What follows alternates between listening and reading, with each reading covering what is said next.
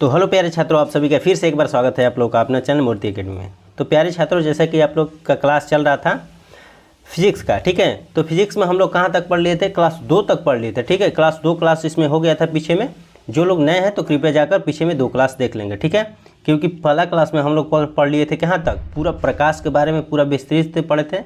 इसके बाद second class जो पढ़े थे उस समतल दर्पण के बारे में पूरा पढ़ लिए थे, ठीक है। आज जो मेरा क्लास होगा, हम लोग का क्लास जो हम लोग आज देखेंगे वो क्लास होगा लगभग गोलीय दर्पण के जो 2 दर्पण हैं, उत्तल दर्पण और अवतल दर्पण, उससे होगा, ठीक है। तो क्लास करने से पहले सबसे पहले एक इन्फॉर्मेशन आपको बता दें कि अगर पीडीएफ लेना चाहते हैं तो फ्री ऑफ कॉस्ट है, ठीक है।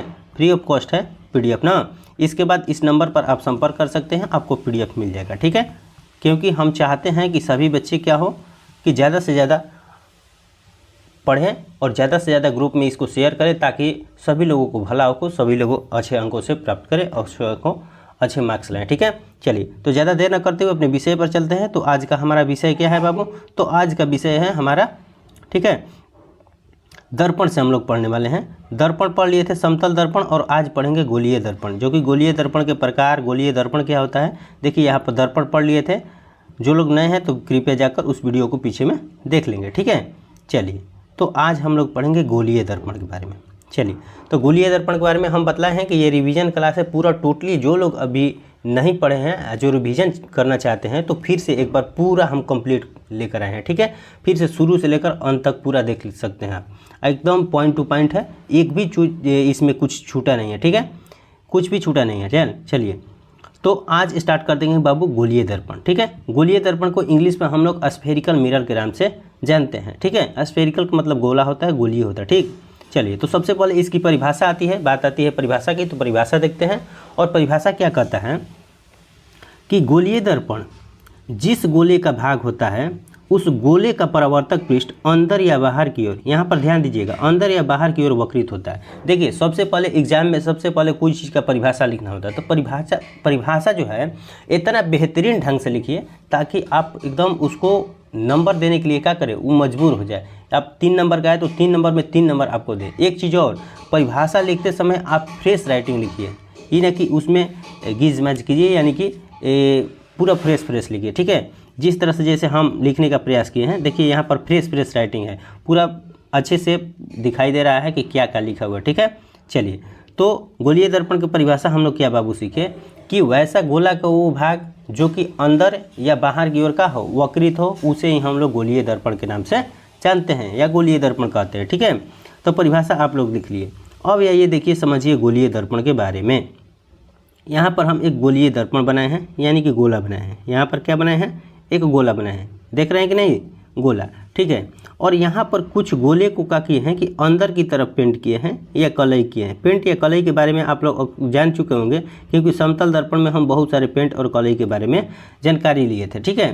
तो पेंट या कलई का मतलब कि जिस तरफ पेंट होगा वो परावर्तक सतह हो गया, अगर उसके विपरीत भाग में प्रकाश पड़ेगा तो उसको रिफ्लेक्ट कर देगा, ठीक है। जैसे हम लोग पढ़े थे समतल दर्पण में इस तरह कलई है तो यहाँ से प्रकाश आ रहा है और इसको परावर्तित कर दे रहा है। पढ़े थे कि नहीं पढ़े थे? तो पढ़े थे, ठीक है। चलिए, तो वही है पेंट, ठीक है, वही है पेंट, वही है कलई। तो आप लोग देख चुके होंगे कि ये पेंट कलई है। तो यहाँ पर देखिए अंदर की तरफ पेंट है, तो ये बाहर की तरफ दर्पण है। तो बाहर की तरफ क्या हुआ है? उठा हुआ है कि नहीं हुआ है? तो हम कह सकते हैं ये कि उठा से समझिए कि उत्तल, उठा से क्या है बाबू? उत्तल, यानी कि इसका भाग उठा हुआ है, तो हम कह सकते हैं ये कौन सा दर्पण होगा? तो उत्तल दर्पण होगा। उसी तरह देखिए यहाँ पर नीचे की तरफ कलई किया हुआ है, यानी कि पीछे की तरफ कलई किया हुआ है, यानी पेंट किया हुआ है। और इसका भाग जो देखिए खाल है, एकदम कर्व्ड है, गुफा के जैसे है। तो गुफा का मतलब होता है खाल, तो खाल होता है तो उसको केव कहते हैं, केव मतलब गुफा, तो इसलिए इनको कॉनकेव कहा जाता है। ये अवतल दर्पण है। ये दर्पण अभी समझा रहे हैं आपको, इसका परिभाषा भी हम बताएंगे और इसको क्या करेंगे कि फिर से पूरा डिटेल समझेंगे।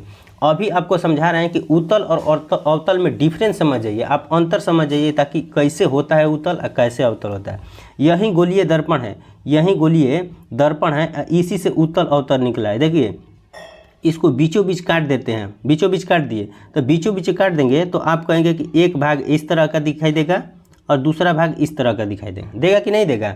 तो वही किए हैं, यह बीचों बीच काटेंगे और एक तरफ उत्तल बन जाएगा और एक तरफ अवतल बन जाएगा। देखिए, अगर अंदर की तरफ हम पेंट कर देंगे तो ये बाहर परावर्तित सतह परावर्तित करने वाला क्षेत्र हो जाएगा, तो ये उत्तल हो जाएगा क्योंकि उठा हुआ पार्ट कलई नहीं है। यहाँ पर बाहर की ओर कलई करेंगे तो ये पार्ट अंदर की ओर केव है, यानी कि ये अवतल हो गया। तो जब भी हम पेंट करेंगे बाहर की तरफ तो समझ जाना कि अवतल दर्पण होगा, और जब भी पेंट करेंगे अंदर की तरफ तो समझ जाइए अब क्या होगा बाबू, तो उत्तल दर्पण होगा। ठीक है, यहाँ तक आप उत्तल और अवतल के बारे में समझ गए। ठीक है, अब समझिए इसके बारे में कुछ पॉइंट है कि क्या क्या शब्द इसमें आने वाला है, क्या क्या शब्द हम इसमें प्रयोग कर सकते हैं, और क्या क्या आगे हम लोग को देखने को मिलेगा जो कि बार बार आएगा और आपको थोड़ा भी कन्फ्यूज यहाँ पर नहीं होना है ना। ठीक है, चलिए तो गोलीय दर्पण में प्रयुक्त होने वाले शब्द कौन कौन से शब्द प्रयोग होंगे बाबू, तो देखिए मुख्य अक्ष आएगा, वक्रता केंद्र आएगा, वक्रता त्रिज्या आएगा, ध्रुव आएगा,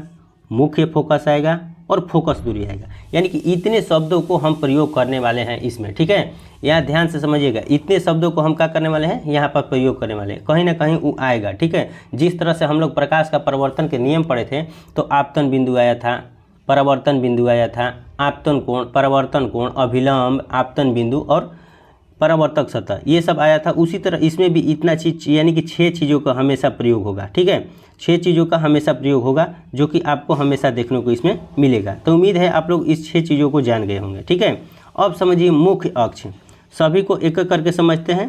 तो मुख्य अक्ष को हम लोग इंग्लिश में प्रधान अक्ष, प्रिंसिपल एक्सिस भी बोलते हैं, इसी को प्रधान अक्ष भी बोलते हैं। ठीक है, तो प्रधान अक्ष का परिभाषा क्या होता है कि गोलीय दर्पण के वक्रता केंद्र तथा ध्रुव से गुजरने वाली रेखा को मुख्य अक्ष कहा जाता है। अब ये गोलीय दर्पण का हुआ, तो गोलीय दर्पण हम अभी समझाए हैं कि दर्पण किस तरह से होता है। तो मान लेते हैं कोई अब दर्पण ले रहे हैं, अब गोलीय दर्पण पूर्ण लेंगे कि तो अवतल लेंगे ना तो उत्तल लेंगे।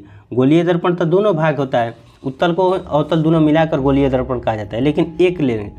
कह रहा है कि यहाँ से कोई रेखा, देखिए कह रहा है कि गोलीय दर्पण के वक्रता केंद्र तथा ध्रुव वक्रता केंद्र, यही है वक्रता केंद्र, क्योंकि यहाँ से गोल बनाइएगा तो कहीं ना कहीं इसका सेंटर पड़ेगा, तो सेंटर पड़ेगा तो इसको केंद्र मान लिए, तो वक्रता केंद्र हो गया। यहाँ पर जहाँ दर्पण को काट रहा है, जहाँ इसको काट रहा है उसी को ध्रुव बोलते हैं, पोल बोलते हैं इंग्लिश में। ठीक है, तो वही कह रहा है कि वक्रता केंद्र तथा ध्रुव के मिलाने वाली जो रेखा है उसी को हम लोग ध्रुव कहते, प्रधान अक्ष कहते हैं। तो ये क्या हो गया बाबू, प्रधान अक्ष। तो प्रधान अक्ष के बारे में उम्मीद है अच्छी तरह से आप लोग समझ चुके होंगे। ठीक है, अब समझिए वक्रता केंद्र। तो वक्रता केंद्र अभी ने बताए हैं कि ये क्या हो गया, जहाँ पर वृत्त मिलेगा और इसका सेंटर होगा वही वक्रता केंद्र होगा। मान लेते हैं कि यहाँ पर सेंटर है तो ये वक्रता केंद्र हो गया।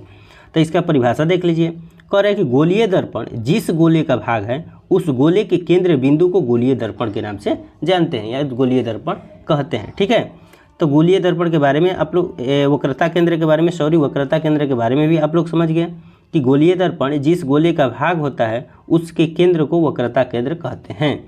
ठीक है, चलिए आगे बढ़ते हैं। अब आया द्वारक। ये द्वारक क्या होता है समझिए। सबसे पहले यहाँ पर हम दर्पण बनाए और कलई कर दिए। मान लेते हैं कोई दर्पण, आप कहिएगा ये कौन सा दर्पण है, तो आप कहिएगा कि अंदर की ओर पेंट नहीं है, बाहर की ओर पेंट है, तो ये क्या हो जाएगा, अवतल दर्पण हो जाएगा। ठीक है, तो इसका द्वारक मतलब यहाँ से लेकर और यहाँ तक की दूरी, यहाँ से लेकर यहाँ तक की दूरी को हम लोग द्वारक बोलते हैं। यहाँ से लेकर यहाँ से तक की दूरी यानी कि दर्पण के दोनों छोरों की दूरी को हम लोग द्वारक कहते हैं। ठीक है, द्वारक यहाँ से लेकर और यहाँ तक की दूरी जिसे mn से हम लोग सूचित करते हैं। तो आइए इसको देखते हैं, इसकी परिभाषा क्या कहता है। इसकी परिभाषा को देखिए, कह रहा है द्वारक की परिभाषा कह रहा है कि गोलीय दर्पण के सीमा रेखा के व्यास को द्वारक कहा जाता है। गोलीय दर्पण के सीमा रेखा के व्यास यही ना होगा। मान लेते हैं कि यहाँ से लेकर यहाँ तक, यहाँ से लेकर यहाँ तक की दूरी को ही ना हम व्यास कहेंगे। तो वही कह रहा है कि गोलीय दर्पण के सीमा रेखा के व्यास को द्वारक कहा जाता है। इसे सूचित किससे करते हैं, तो mn से सूचित हमेशा करेंगे, m और n से। ठीक है, इस तरह से दर्पण है तो इसको m कहेंगे और नीचे वाले को n कहेंगे। ठीक है, उम्मीद है आप लोग अच्छे तरह से इसको समझ चुके होंगे। चलिए बढ़ते हैं अब गोलीय दर्पण के प्रकार। तो गोलीय दर्पण हम देखे थे कि वहाँ गोलीय दर्पण था तो 2 गो दर्पण बीचों बीच काटे थे, तो एगो बन गया था उत्तल इधर वाला और इधर वाला बन गया था अवतल बन गया था कि नहीं बन गया था, क्योंकि यहाँ पर बाहर की तरफ पॉलिश करेंगे और इसको अंदर की तरफ पॉलिश करेंगे, तो ये उत्तल हो गया और एक अवतल हो गया। तो वही कह रहा है कि उसका प्रकार, तो उसका 2 प्रकार होता है। गोलीय दर्पण के बाबू कितने प्रकार, तो दो प्रकार। देखिए यहाँ पर जो भी पॉइंट हो रहा है कहीं ना कहीं कोई ऑब्जेक्टिव के लिए है तो कोई सब्जेक्टिव के लिए।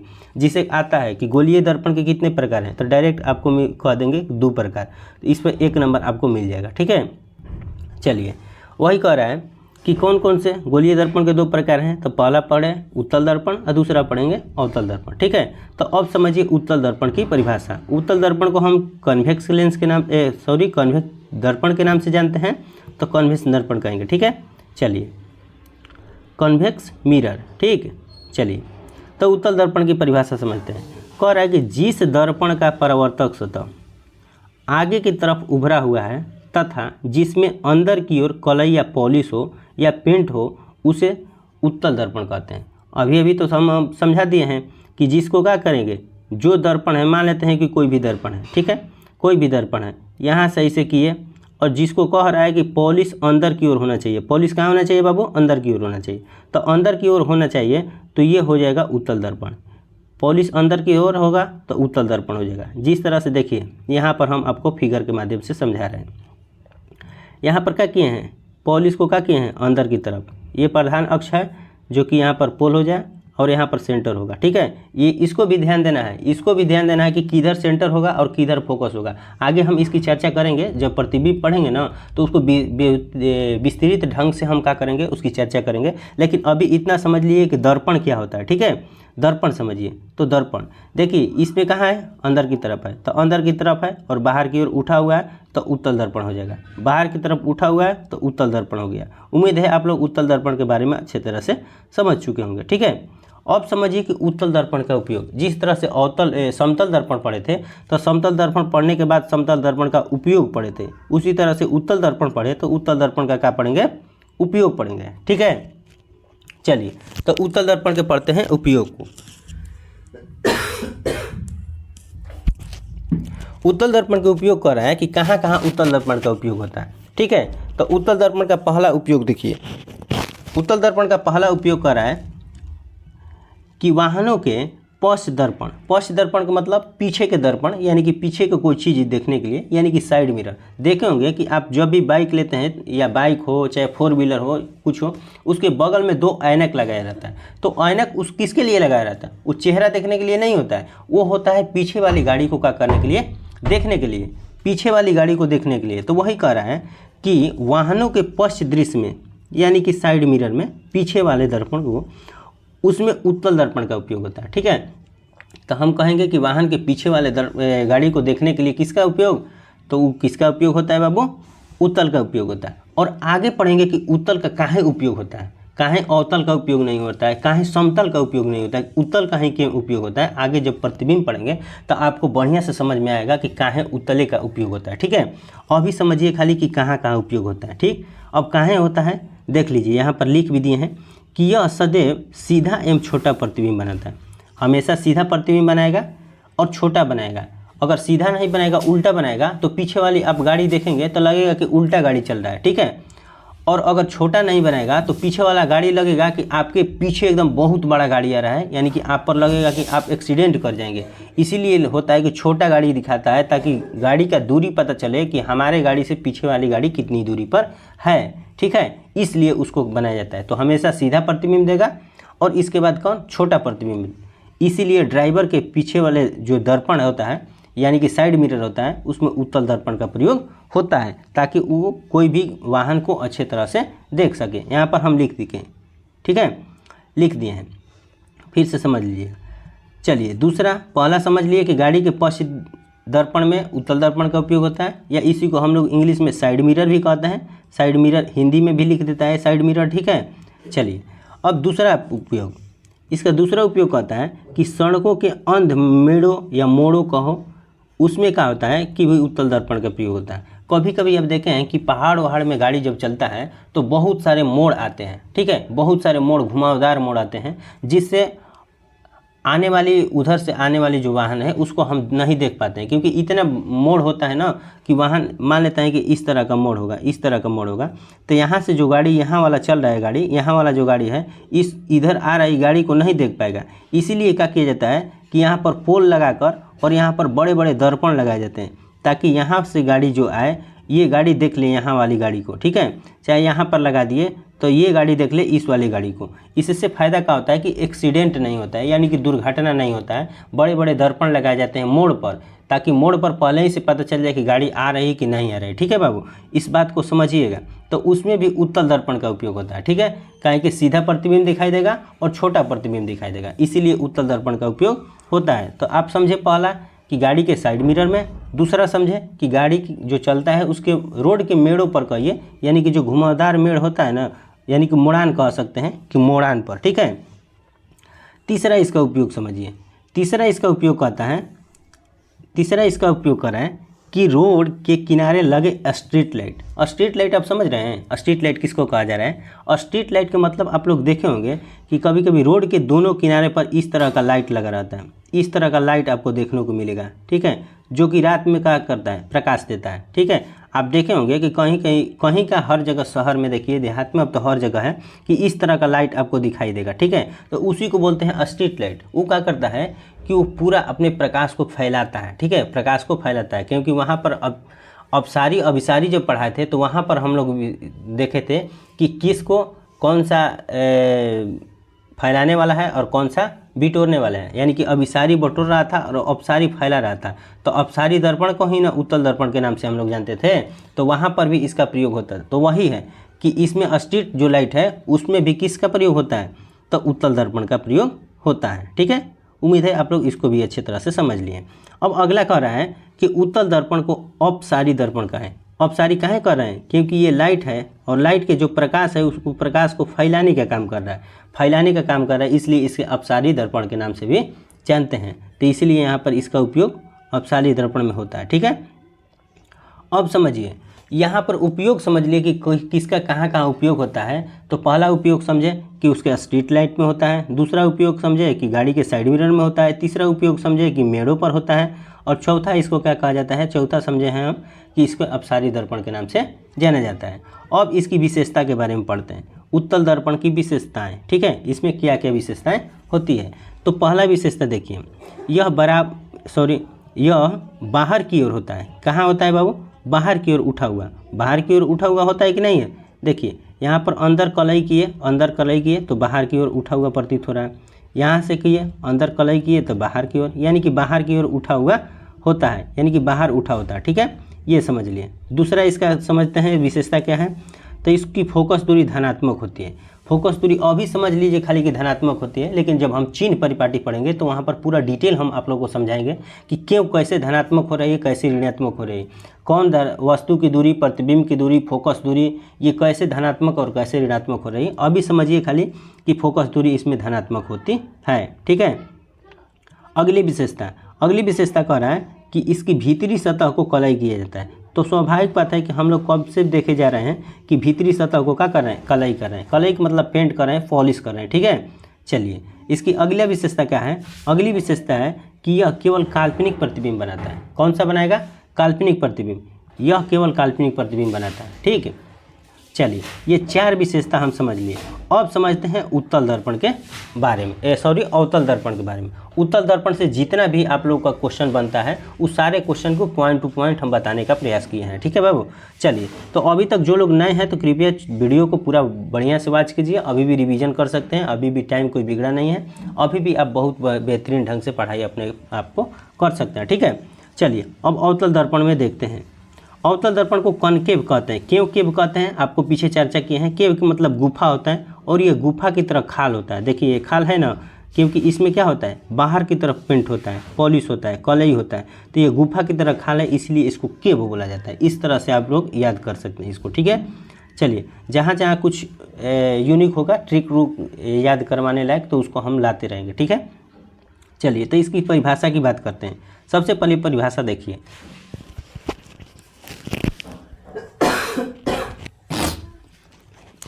चलिए सबसे पहले इसकी परिभाषा की बात करते हैं। तो परिभाषा कहता है कि जिस दर्पण का परावर्तक सतह अंदर की ओर धंसा हुआ है तथा जिसमें बाहर की ओर कलई या पॉलिश हो उसे अवतल दर्पण कहते हैं।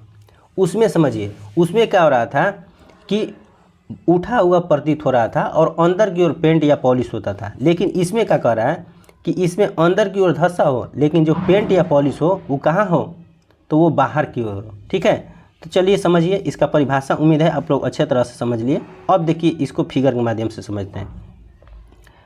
एक बना दिए दर्पण, और ये तो अब प्रधान अक्ष हो गया, ये यहाँ पर ध्रुव हो गया, और इसको हम लोग द्वारक कहते हैं, आप लोग जानते हैं, एमएन से सूचित करते हैं। ठीक है, ये द्वारक है।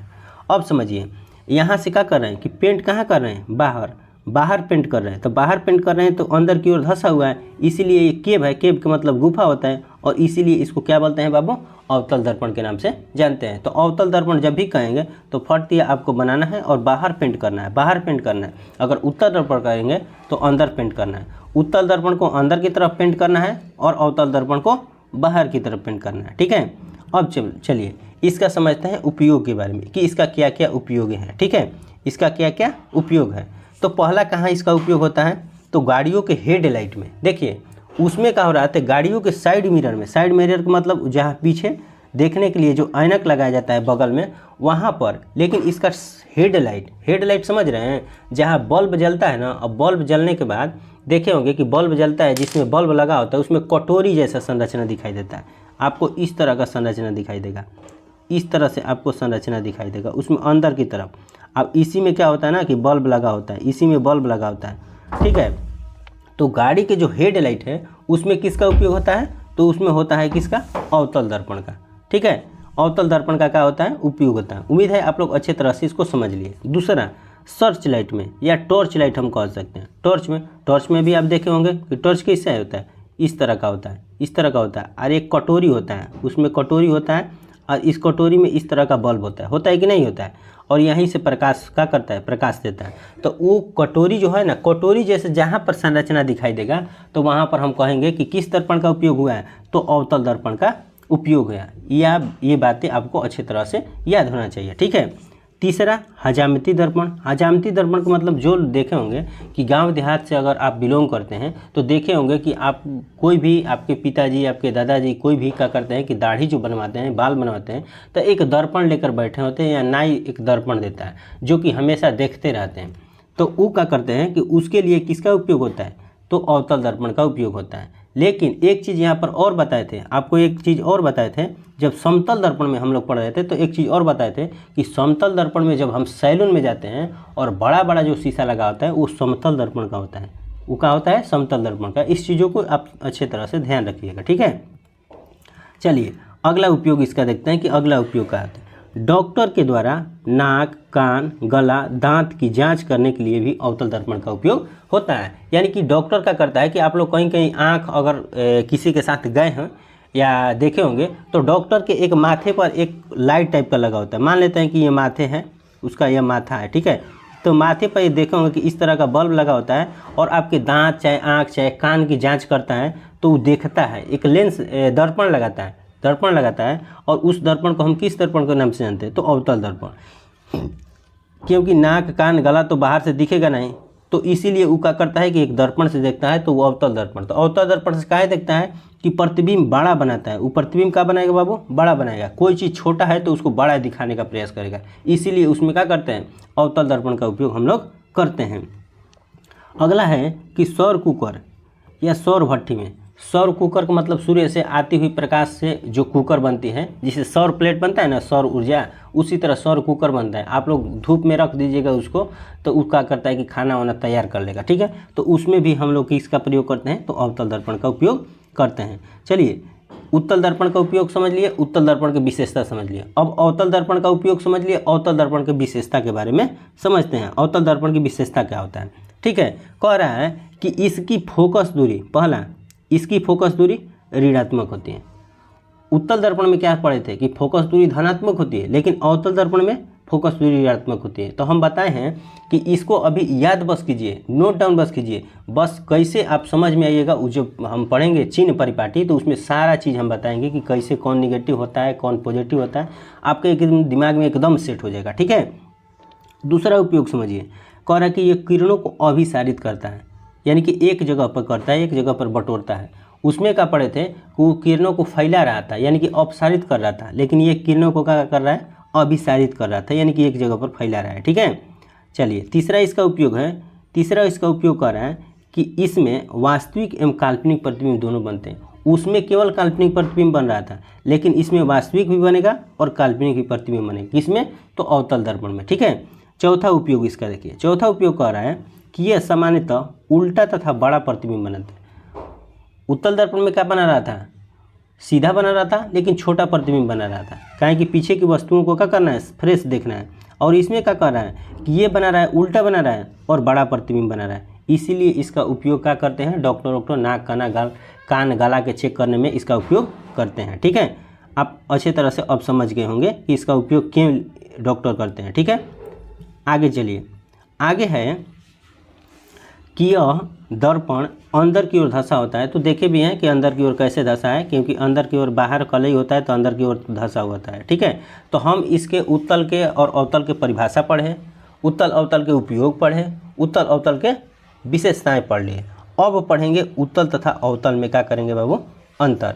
आज की क्लास जो होगा, आज पूरा एकदम उत्तल अवतल से जितना भी रिलेटेड है सब पढ़ लेंगे। अगले क्लास में हम प्रतिबिंब से स्टार्ट करेंगे और पूरा उसके जहाँ तक कंसेप्ट जाएगा वहाँ तक पूरा प्रतिबिंब खत्म कर देंगे। यानी कि प्रतिबिंब कहाँ वस्तु रखेंगे तो कहाँ प्रतिबिंब बनेगा, ये चीज़ों की अगली क्लास में चर्चा करेंगे। तो आइए सबसे पहले अभी अंतर समझ लेते हैं। उत्तल दर्पण और अवतल दर्पण में अंतर। अभी तो अंतर पूरा हम लोग पढ़ लिए हैं, लेकिन फिर भी आप लोग को एक जगह 5 नंबर में कभी देता है, कभी 3 नंबर में, कभी 2 नंबर में, इस तरह का क्वेश्चन देता है। तो जितना नंबर का देगा उतना नंबर का हम आसानी से लिख सकते हैं। कैसे? आइए देखिए, सबसे पहले इसका अंतर समझिए। उत्तल दर्पण एक तरफ लिखेंगे, एक तरफ अवतल दर्पण। परीक्षा में जो कॉपी मिलेगा उसको बीच बांट दीजिएगा, 2 बराबर भागों में बांट दीजिए। ठीक है। और 2 बराबर भागों में बांट के एक तरफ उत्तल लिख दीजिए, एक तरफ अवतल लिख दीजिए। ठीक। इसमें पहला लिखिएगा कि यह बाहर की ओर उठा हुआ होता है, तो इसमें लिखेंगे, क्योंकि उत्तल दर्पण बाहर की ओर उठा हुआ होता है, जबकि अवतल दर्पण कहाँ होता है? अंदर की ओर धंसा हुआ होता है। पहला अंतर हो गया। दूसरा अंतर इसका क्या लिखेंगे कि इसका फोकस दूरी धनात्मक होता है। अभी ने पढ़े हैं कि इसका उत्तल दर्पण का फोकस दूरी धनात्मक होता है, तो इसका क्या होता है बाबू? तो अवतल दर्पण का फोकस दूरी ऋणात्मक होता है। तो दूसरा अंतर हो गया। तीसरा अंतर अगर लिखना होगा तो लिखेंगे कि इसमें केवल किसमें? उत्तल दर्पण में केवल काल्पनिक प्रतिबिंब बनता है, जबकि अवतल दर्पण में दोनों प्रतिबिंब बनता है, वास्तविक और काल्पनिक दोनों प्रतिबिंब बनता है। ठीक है। अगला अंतर देखेंगे। अगला अंतर कहता है कि उत्तल दर्पण का उपयोग स्ट्रीट लाइट, साइड मिरर या मोड़ों पर कह सकते हैं कि मोड़ों पर किया जाता है। ठीक है। लेकिन जो अवतल दर्पण है उसका उपयोग कहाँ किया जाता है? तो सर्च लाइट में किया जाता है, हेडलाइट में गाड़ी के किया जाता है, सौर भट्टी में या सौर कुकर में किया जाता है। ये अंतर हो गया चौथा अंतर। ठीक है। इसी तरह से अंतर हम लोग लिखते हैं ताकि बढ़िया से नंबर मिले। ठीक, बढ़िया से नंबर मिले और ज़्यादा से ज़्यादा नंबर मिले। ठीक है। अगर 5 नंबर का है तो 5 वो अंतर लिख दीजिए और आपका 5 नंबर पक्का हो गया। ठीक है। तो 5वां अंतर का है, इसमें अंदर की ओर कलई होता है। कलई के मतलब पेंट या पॉलिश कह सकते हैं, जबकि अवतल दर्पण में बाहर की ओर कलई या पेंट या पॉलिश होता है। ठीक है। यहाँ से 5 पर हम क्या लिखे? अंतर लिख लिए। 5 अंतर लिख लिए। आप लोग को 5 नंबर यहाँ से क्लियर हो गया। ठीक है। अब बढ़ते हैं प्रतिबिंब। तो हम पीछे बोले थे कि प्रतिबिंब की क्लास जो होता है अगली क्लास में हम लोग पढ़ेंगे। अगली क्लास में इसलिए पढ़ेंगे कि पूरा प्रतिबिंब से रिलेटेड जितना भी टॉपिक है वो सारे एक क्लास में हम लोग कंप्लीट करेंगे। कैसे? कि मान लेते हैं कि प्रतिबिंब है तो प्रतिबिंब पढ़ेंगे, प्रतिबिंब किस तरह से किस वस्तु में कहाँ रखने में और कहाँ प्रतिबिंब बन रहा है, ये सारी अगली क्लास में बनेंगे।